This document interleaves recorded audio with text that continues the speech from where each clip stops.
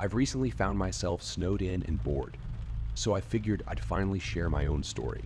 This really happened, and this is how it went down. No bullshit. This isn't fiction, and I'll warn you, it's long. I grew up in Ohio in the 70s, and me and my childhood friend Joe were outside all the time we could manage it. Joe lived on a farm that bordered a pretty big forest, and my parents would drop me off in the morning, and we'd stay in the woods all weekend.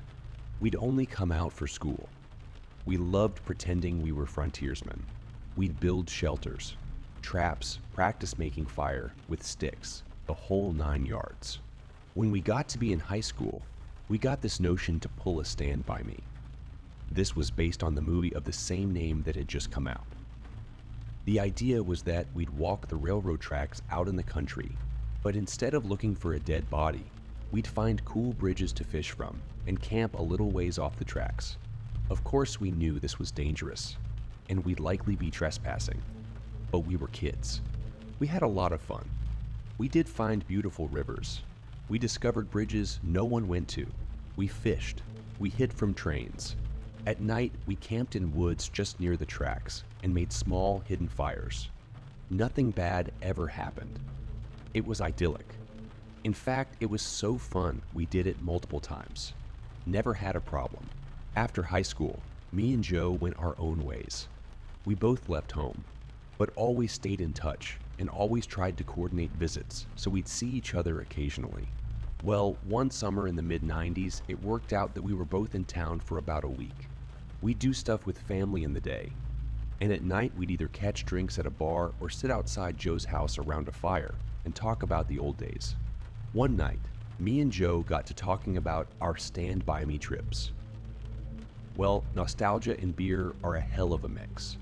Soon we decided to take a day, walk the rails, camp one night, and walk home. The day came. We started out early morning. We had my wife drop us off in our old spot where we used to start, right outside our hometown. She thought this was absolutely crazy and made sure to mention it. When she pulled away, Joe suggested that instead of walking the usual route, we take the opposite direction, just to be adventurous. We knew the land well. We had a map, so I gave a what the hell and off we set. The day went fine. It was fun and a little sad, but in a good way. We found a bridge and sat on the edge, smoked a joint and moved on. We had no fishing gear, but we brought some canned food and other stuff. Before night started to set in, we picked a spot to camp. It was a thick forested area, trees on every side of the train tracks, so you felt like you were in a tunnel. We had brought small hammocks to sleep on, but before we set them up, we decided to do a little scouting of the perimeter. Now, this is what we used to do in the old days too. We'd walk the area around a little bit to make sure some dude's house wasn't just over a hill, and we were actually camping in their yard. We walked maybe 100 or so feet into the woods and up a small incline. We figured if we didn't see anything from on top of this short hill, we'd be fine. But when we got to the top, we saw an old building down at the bottom, about 100 yards into the woods. It was barely visible.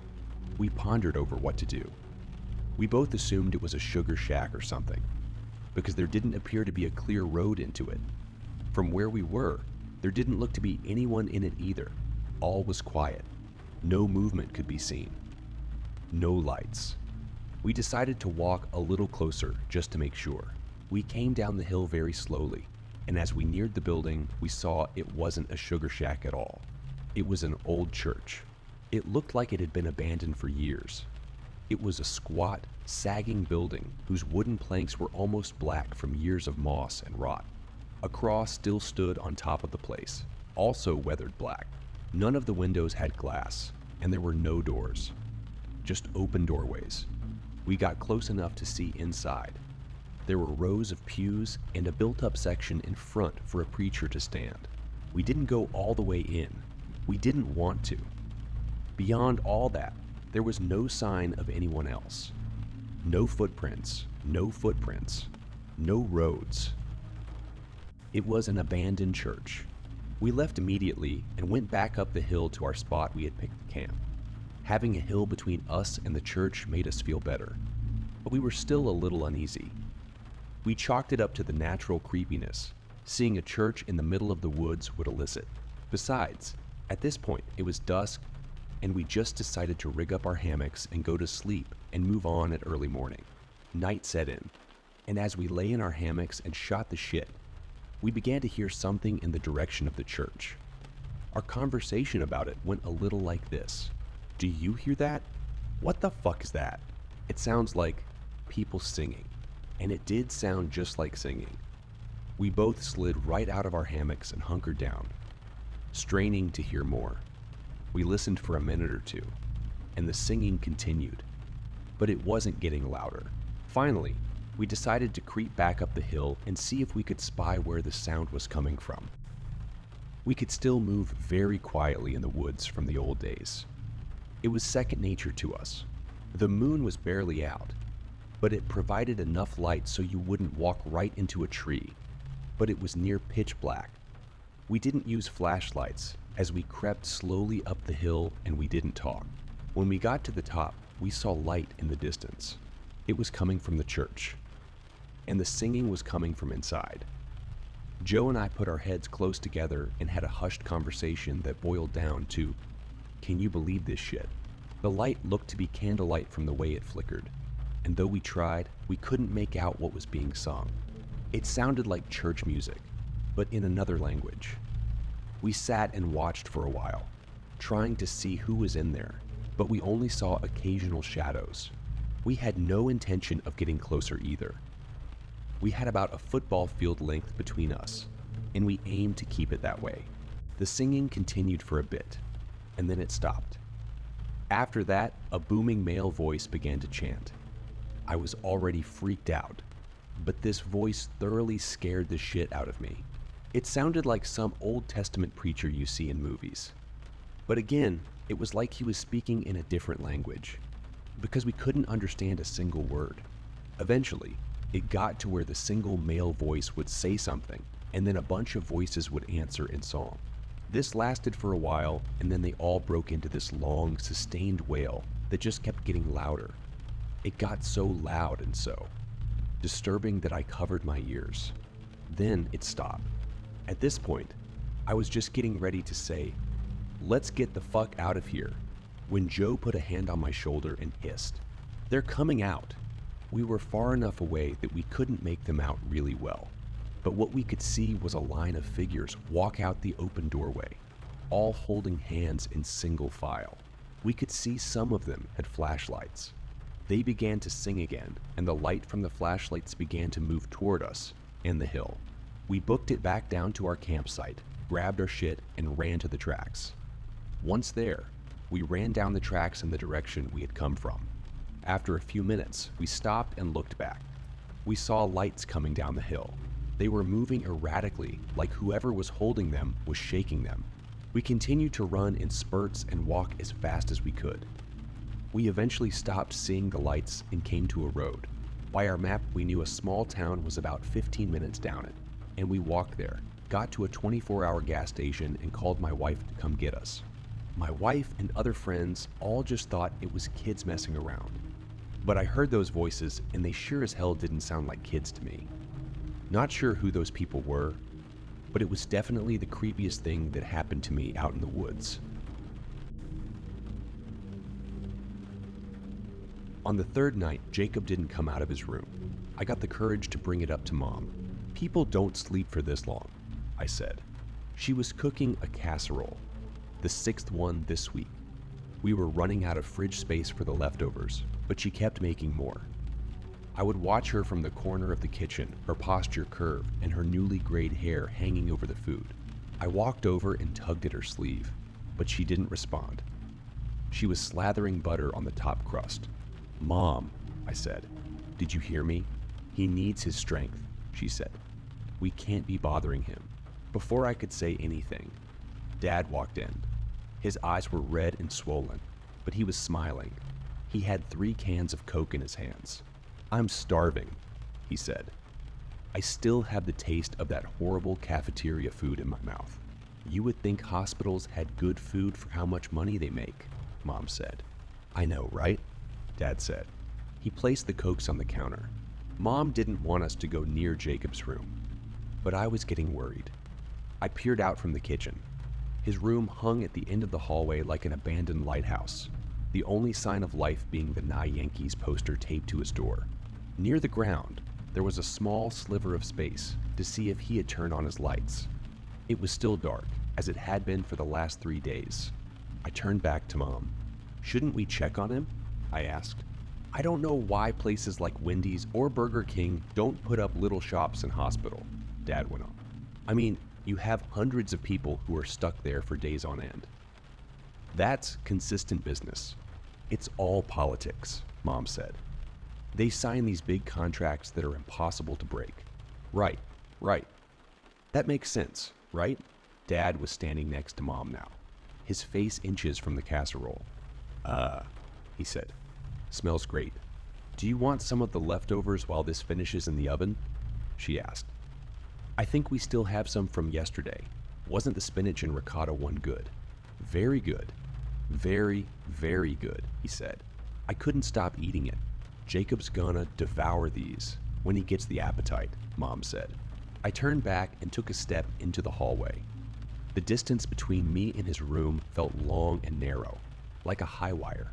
When I got away from the casserole smell, I hit a different smell. It reminded me of old gym socks. Even with Mom's array of candles and incense, I still smelled it. It cut through everything. The last time I saw Jacob was on the drive home from his treatment. His face was a pale green and his eyes kept rolling back. Mom said I had to keep talking to him, to keep his focus. I told him about my friends from school and how they keep pranking the teacher by putting tacks on her chair. It wasn't true. I saw it on a TV show once, but I was running out of material. It didn't matter though. Jacob didn't even respond. "Danny," Mom said, "why don't you heat up some of those leftovers? We're all craving that spinach and ricotta casserole." "I can't stop thinking about it," Dad said. "I was dreaming about it last night." I ignored them. I kept my focus on my brother's door. I didn't dream about the casserole like Dad. I kept having a different dream. My brother was running into my room and flicking my ear. It was a game we used to play. We would tiptoe up to the other's door, then wait for our moment. Then, the attacker ran in and got 1 or 2 good flicks before retreating. In my dream, though, Jacob would run in and flick me. But I wouldn't move. I just stood there. He would flick and laugh, then flick some more. Sometimes he would flick so hard my ear flew off. "Earth to Danny," Dad said, snapping his fingers in my face. He was standing in front of me, blocking my view of Jacob's door. "Do you mind heating up 4 portions of the casserole in case Jacob wants some? We're going to eat that before this next casserole because we want to make sure Jacob's able to try it. Because, in my opinion, it was definitely one of your mom's best." I looked up at him and held my eye contact. I couldn't say what I was thinking, so I wanted Dad to feel it. Maybe if I stared long enough, my feelings would translate. But Dad looked at me for only a moment, then away. In that brief connection, though, I saw something I didn't want to see. It was like staring down the tunnel of the world's deepest well. "Come on now," he said. He grabbed my shoulders and turned me around. "You're going to want to heat up each piece individually, because if you do them all at once, then you won't get even heat through the pieces. And you'll probably have a couple that are too hot and others that are too cold. And then Jacob won't get the full picture of how good these casseroles are." Dad let go of my shoulders and walked ahead of me, but I stayed in the hallway a moment longer. I turned to look at my brother's door one last time. I fantasized about walking up to it and going inside, but I was afraid Mom would yell at me. Besides, I never liked going in there. He had a puke bucket next to his bed, which always had pink splatters in it, and there were always clumps of hair on his pillows. Back before the last hospital visit, Mom would make me go in there and talk to him, but I always made up some excuse, like I had a cold and didn't want to get him sick. When I couldn't get out of it, I would stay in there for a few minutes and watch him try to breathe. I would tell him about some TV episode I saw, then run back to my room. I looked up. I thought I was walking back to the kitchen, but I was moving toward the door. I didn't want to, but I kept moving, like my limbs were controlled by a puppeteer. I put my hand on the doorknob. I turned. The gym sock smell filled my head like helium. Through the darkness, I could make out a sliver of my brother's face. The soft evening light fell on him. His eyes were open, staring at the ceiling. His arms were straight as rulers and his fingers curled like a blooming rose. I walked to the side of his bed. Red spit fell off his lips. I flicked his ear. It was hard. I walked out and closed the door behind me. As I walked back, I seemed to forget what the inside of his room looked like. With the door closed, it could be anything. Jacob could be doing jumping jacks, or reading comic books, or plotting his next ear flick attack. When I walked into the kitchen, I heated up 4 plates of spinach and ricotta casserole. When they were done, I wrapped Jacob's plate in aluminum foil and put it in the oven to keep warm.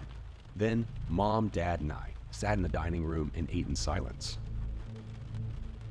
I'm a teenager who has been involved in scouting, specifically the Boy Scouts, for the majority of my life. Exploring the outdoors with my friends and earning their trust as I grow older has always been a source of joy for me. But there was one particular experience that stands out in my memory. It happened a few years ago when I was still quite young. 2 girls, Amy and Harriet, and I were given a task during our camping trip. We were asked to venture into the woods surrounding our campsite in search of a long, straight stick, suitable for carving into a point. Harriet, being older than Amy and me, led the way. We made a point to walk in the same direction so as not to get lost, carefully memorizing our surroundings to ensure an easy return. After about 15 minutes of searching, we realized we hadn't come across anything suitable to take back with us. Disappointed, we turned around to head back to the campsite. That's when the initial sense of panic set in. The trees had intertwined themselves in a peculiar manner, as if our path had vanished into thin air. Everything around us looked identical, as if the trees had transformed into clones of one another. It was disorienting, to say the least. Despite our confusion, we pressed on, calling out for help as we walked. Eventually, we stumbled upon a narrow concrete path that sliced through the forest like a road. On the other side, there was more forest, but nearby stood an abandoned shack, likely used for storage. Surprised by its presence, we decided to continue walking. As we ventured further, we arrived at a road we didn't recognize. A woman passed by wearing a pink and purple regatta outdoors coat, desperate for directions. We anxiously asked her how to get back to our campsite. Strangely, she claimed to have never seen us before, but pointed us in the direction of another campsite. Following her advice, we eventually found our way back to our original campsite. Upon our return, we apologized profusely for taking so long and explained our ordeal. Our leader, Ian, appeared puzzled and informed us that we had only been gone for 25 minutes, and our free time was still ongoing. This revelation shocked all 3 of us, since our watches and Harriet's phone indicated that we had been gone for hours. The forest had felt suffocating and oppressive, as if we had entered a realm where time ceased to exist. It was an eerie and perplexing experience, unlike anything we had ever encountered before. Even now, the incident continues to baffle us. The discrepancy between the time we spent in the forest and the time that had passed in the outside world remains unexplained. It felt as though we had stumbled into a time vortex, where hours in the forest translated into mere minutes in the rest of the world. The sensation was incredibly peculiar, and it stayed with me throughout the remainder of the camping trip. As someone who believes in the paranormal, I couldn't help but wonder if there was something supernatural at play. This extraordinary encounter in the forest defied all logical explanation and left an indelible mark on my memory.